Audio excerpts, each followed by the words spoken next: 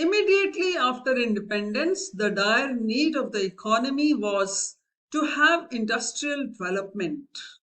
And for that, industrial licensing policy was initiated in 1948. The purpose was to have rapid industrial growth.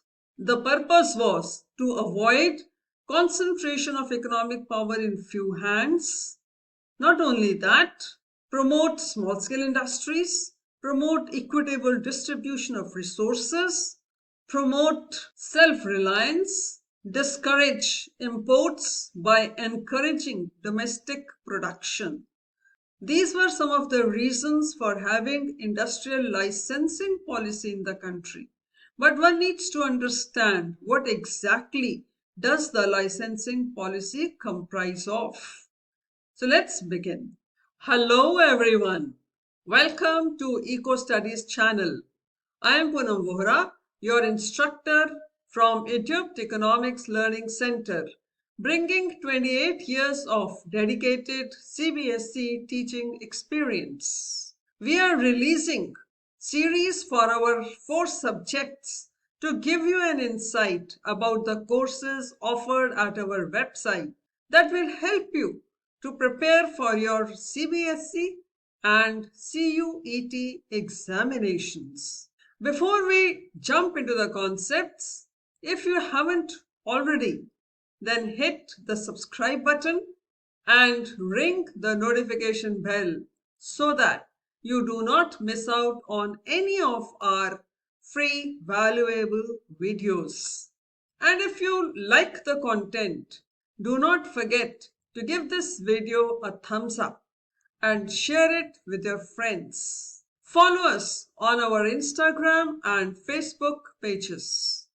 Now, let's get started.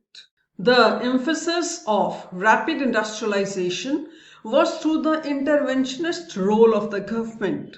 So the industrial policy consisted of industrial licensing. Industrial licensing was introduced through 3 acts: Industrial Development and Regulation Act 1951, Monopolies Restrictive Trade Practices Act 1969, and Foreign Exchange Regulation Act 1973. Under Industries Development Regulation Act of 1951, a license was required for establishing a new undertaking, for expansion of capacity, and for manufacturing a new product. Under MRTP 69, the expansion of large industrial houses were under check, where gross assets exceeded Rs 20 crores. Foreign Exchange Regulation Act 73 was with respect to import of foreign technology and foreign capital. It laid the guidelines for company where measures of their equity was held with foreign nationals. Lists were put up periodically to announce the areas in which foreign collaborations will be permitted. The purpose of this act was to regulate the flow of foreign exchange in the main features of industrial policy were that the policy defines a sector called heavy investment sector. It consisted of industries involving investment of more than 5 crores. All such industries were opened for private sector except those reserved for public sector in 1956.